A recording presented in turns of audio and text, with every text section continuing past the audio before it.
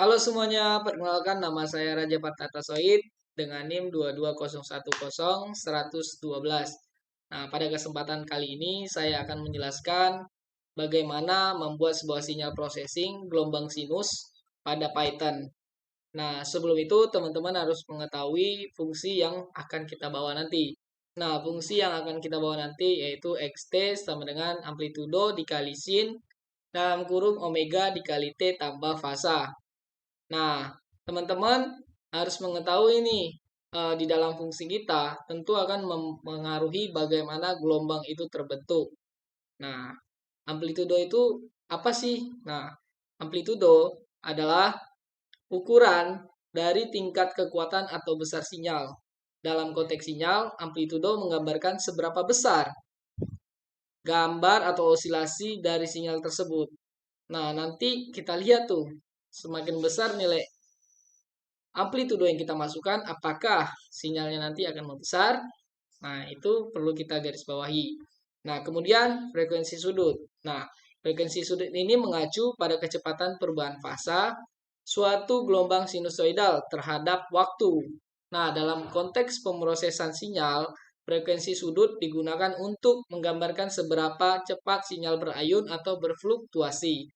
Nah, jadi frekuensi sudut nantinya jika kita buat nilai kita tinggi, maka semakin cepatlah dia akan membuat sebuah sinusoidal. Akan tetapi, akan ada batasan tergantung waktu yang kita bataskan, range-nya nanti. Nah, kemudian fase mengacu pada posisi relatif gelombang sinusoidal terhadap titik referensi tertentu pada suatu interval waktu. Nah, fase dapat digunakan untuk menyinkronkan atau memodulasi sinyal dengan sinyal lainnya. Nah, nanti di sini bisa dikatakan fase ini adalah titik mula-mulanya. Pertama, bagaimana gelombang sinus kita itu akan terbentuk. Nah, tak perlu lama-lama, langsung saja kita cobakan untuk membuat program Python untuk membentuk sebuah gelombang sinus. Nah, oke, yang pertama kita membuat dulu komennya ya teman-teman. Oke, kita bikin sama dengan bagaimana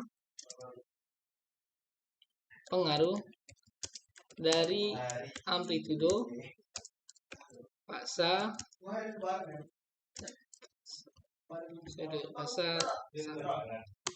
di sini rumusnya itu xt sama dengan a dikali sin dalam kurung w dikali t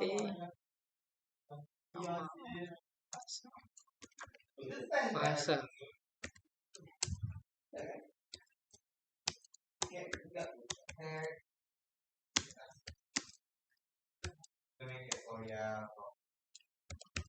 Nah, di sini tadi ini rumusnya kita tadi ya, xt sama dengan a dikali sin dalam kurung sudut fasa dikali waktu tambah fase. Nah, ini untuk nilai w-nya nanti kita pakai bahwa nilai itu adalah dikali pi. Pertama-tama kita menggunakan import numpy jadi np. Nah, ini adalah library ya untuk membuat sebuah numerik. Nah, kemudian kita masukkan juga dari matplotlib itu kita masukkan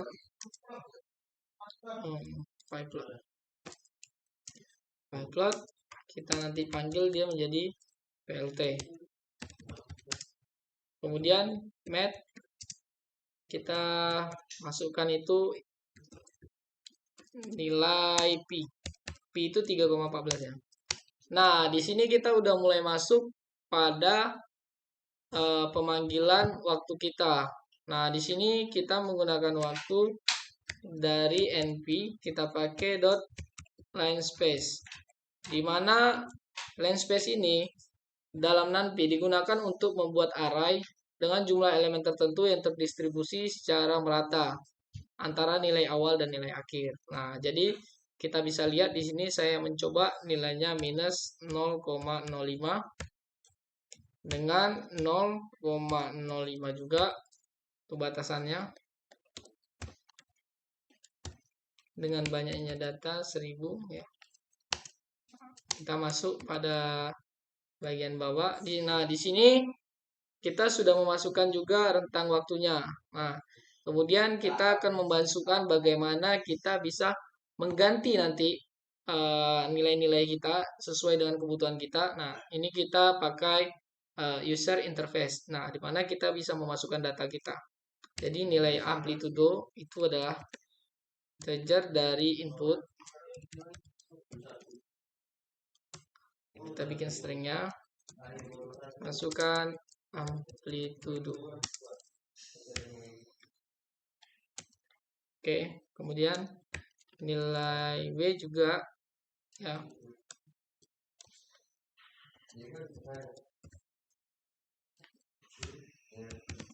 Nilai itu juga dimana ini kita karena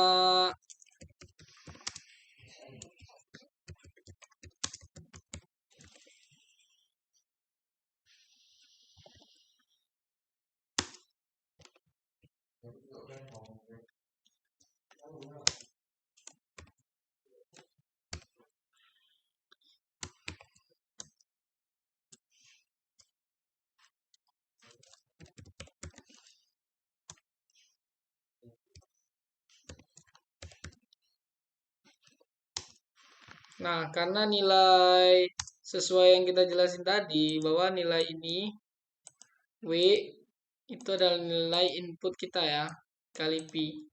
Nah, nanti kita masukkan, tapi nanti nilai sudut kita itu udah dikali dengan pi. Nah, nih. Nah, kemudian kita masukkan fase juga. Kita masukkan dengan integer.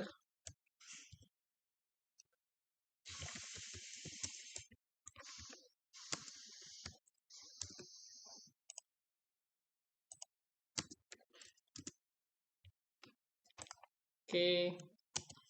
Nah, di sini kita langsung aja masukkan rumus yang ada di atas ini. Xt.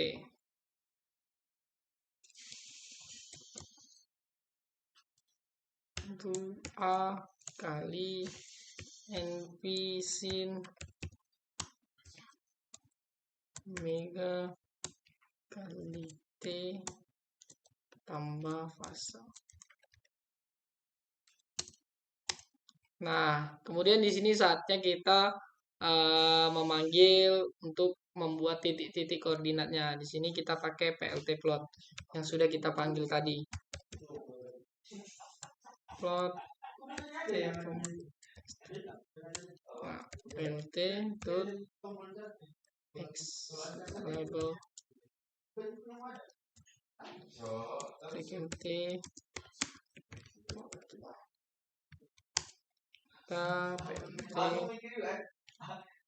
y label PLT slim. Nah, untuk plt.xlim ini adalah penjabaran dari bagaimana kita membuat sebuah nilai kita rentang awalnya itu dengan rentang batasan maksimumnya ya.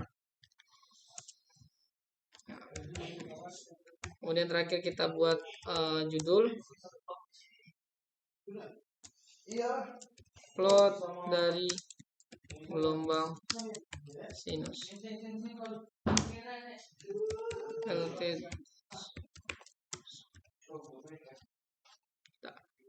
Lagi ini sudah selesai di PLT Show untuk menampilkan bentuk grafik kita nanti. Oke, kita bisa coba saja, kita run. Nah, di sini langsung ada ya kita user interface di mana kita bisa memasukkan nilai-nilai yang kita butuhkan. Nah, saya masukkan nilai amplitudo saya misalnya 300. Frekuensi sudut saya adalah 100. Dan fase saya kita masih buat di 0. Nah, di sini kita bisa lihat bagian bawah. Nah, nilai yang dihasilkan di sini kita lihat bahwa amplitudo yang sudah saya jelaskan pertama, amplitudo adalah mempengaruhi besar sebuah gelombang ya, akan kekuatan gelombangnya. Di sini kita lihat untuk gelombangnya dari titik 0 sampai ke 300 dan juga ke bawah yaitu minus 300. Nah, coba kita ganti untuk nilai amplitudonya. Kita bikin di 100. Kita masih masukkan sudut frekuensinya juga 100, fasenya di 0. Nah, di sini kita lihat, nah, untuk bentuk kekuatan gelombangnya sendiri sudah mengecil ya, yang tadinya dari 300 ke 100, dari 0 ke 100 dan 0 ke min 100. Nah, kemudian kita sudah mengetahui nih pengaruh dari amplitudo. Kita akan memasukkan perbedaan dari frekuensi sudut. Oke. Sini kita jalankan lagi. Coba kita masukkan amplitudonya tetap di 100. Lalu frekuensi sudutnya tadi yang itu 100 kita ganti ke 1000. Kita masukkan fasenya itu masih di 0. Nah, kita lihat.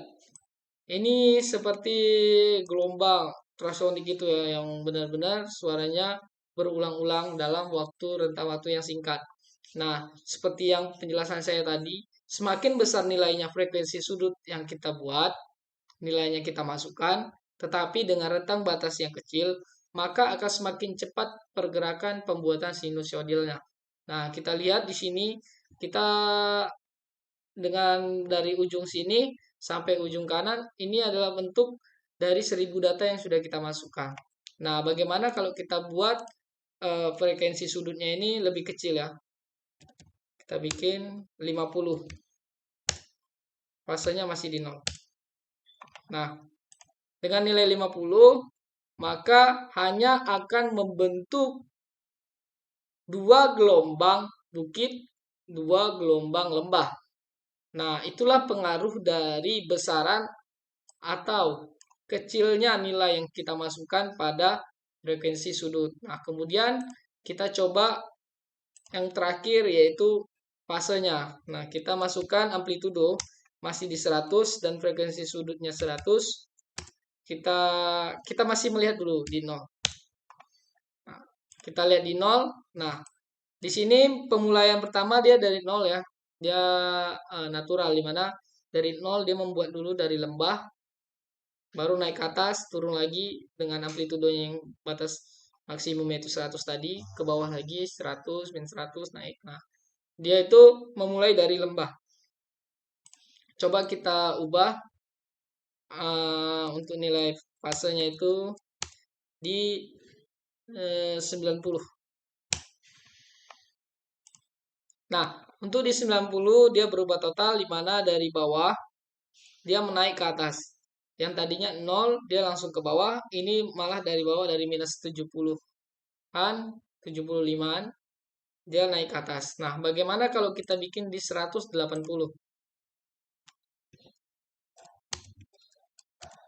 180 ya. Nah, di 180 dia malah membuat sebuah gelombang bukit, akan tetapi dimulai dari angka 75. Nah, dari sini kita tahu bahwa pengaruh dari fase akan mempengaruhi pembentukan osilasi di fase berikutnya.